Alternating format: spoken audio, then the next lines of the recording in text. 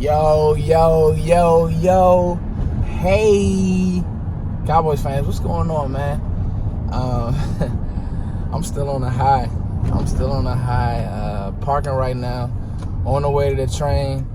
It's cold, but I'm so warm. How you guys doing this morning? It's so many things to think about. There's so many things to cover. So much film to be broken down. I'm gonna get some film to you guys. I have a bunch of good things coming up. Like I said, gonna do a merch giveaway. So you guys make sure you stay prepared for that. But more of this story is, guys, you as Cowboys fans, man, talk your ish today, man. Talk your ish when you going to work, when you around your friends. Man, go in there, enjoy your morning, because the title of this video is this Cowboys defense the best in the NFL? Is this a championship defense? And as I wait for the train, and as I woke up this morning, and I got to thinking, as I didn't rewatch the game, but I took notes, and I didn't really hit the game yesterday, but while I won't say, I can't say it. This Cowboys defense could be a really this is a championship defense. This is a championship defense. Man, the train been coming early. All right, you know what, guys? Let me get to this train. You know why the train been coming so early? It's supposed to come at 44, and it's coming right now. Let me get to the train, and I'm gonna get back to you guys in like 2 minutes. Well, 10 minutes when I get to DC. Hey, all right, y'all, I'm back. So, as we kind of document this win and document this Cowboys defense, and again, when you're thinking about a championship team, and especially a championship side of the ball, you need a couple things. You need 3 levels of eliteness, and I think the Cowboys are getting there. D-line across the board. Like, D-Law didn't have a sack last night, but he just been playing so stout. He had the 4th and goal stop, so that's almost like a turnover. That was him making that play after he called it out and said, yo, we gonna punch this team in the mouth. And his defense legitly punched the Saints in the mouth. Like, I know people today are like, wow, the Saints just got bullied, and the Saints got bullied. You know, everybody was crying about that Kamara hit and the Jalen Smith hit. I think it sent a beautiful message. I hate to say it, but I do. I don't think that Jalen Smith was intentional. That's not even the way he plays the game.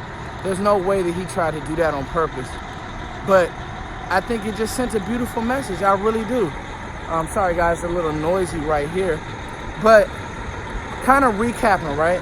So this Saints team coming in, their last 4 wins, they have been averaging 44 points a game. That's the average now, okay? The New Orleans Saints had been averaging 44 points a game. I don't think that people understand that. Like, I don't think that people understand just how good this win is. All right? So you stop Breeze and you get pressure up his face. You get him off his spot early. Drew Brees is a rhythm player. Well, you saw that even in some of those holding calls that Byron Jones had, he was on Michael Thomas. I don't even think Michael Thomas had 40 yards. I would have to go look at the stats. And I know that Zeke outgained Kamara and Ingram put together. So this is what I mean by championship level defense. Now, let's talk about some assignment things and kind of what the Cowboys did to make this happen. I thought that the coaching staff must have heard me when I said you need to put one of your tackling DBs on Alvin Kamara and play ball. And that's what they did, y'all. That's what they did. Jordan Lewis was really, I wouldn't say he was the player of the game, but his assignment spying Kamara, and I'll get to some film on that. Spying Kamara, the way that he played a lot of ball yesterday. That's special, y'all. That's special. Now let's talk about these linebackers. So we talk about every level of a defense. Linemen across the board, good. The linebackers, I'll save it for them. And then your secondary. So we'll get back to the linebackers. Let's talk about the secondary. So the secondary is just good enough with a lockdown player. Okay, I think the Cheeto is up and he's down, but he doesn't get burnt so much to where it's like it's an issue. Like last night, Eli Apple was an issue. You know, the Cowboys had their guy targeted, and Amari Cooper did beat Sean Lattimore a lot, but you knew that the ball was going at 25. It's like 25 holding call, 25 and in. Would have been worse, but Dak misses the double move to Michael Gallup. Dak, are you watching film? Dak, are you watching film? Throw the ball away. Come on, son. But the one thing about Dak, he doesn't turn the ball over.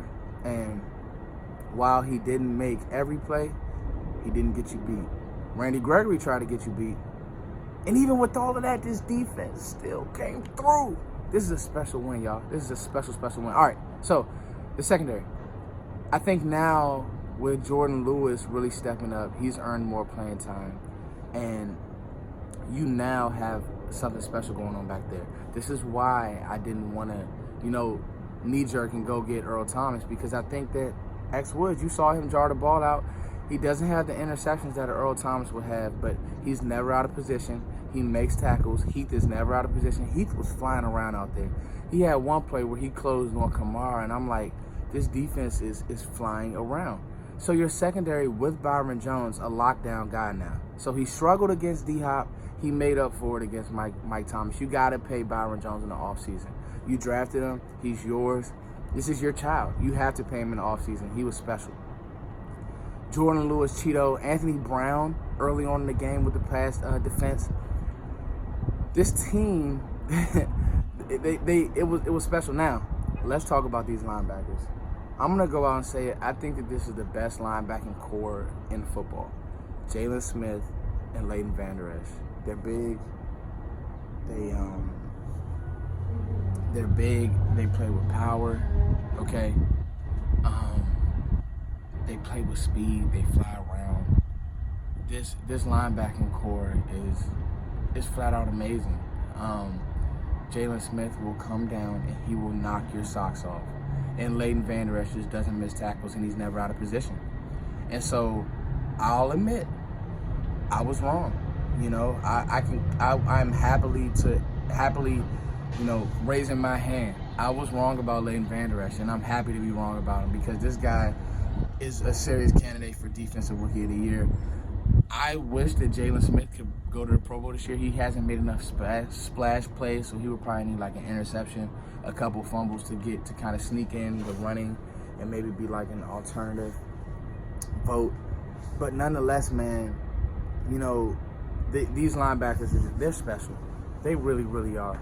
And then D-Law, him calling out, we're going to punch the Saints in the mouth. And they punched the Saints in the mouth. But the conclusion to all of this, championship defense, do you guys think that the Cowboys are a championship defense? I do. You go watch my video that I put out before this game, and I said that the Cowboys could beat the Saints. And I gave you guys the formula. So I'm not, I don't think that I know it all because I've been wrong on a lot. But I knew. Nobody gave this team a chance. But I knew what we was about, guys. I went and saw this team fly around.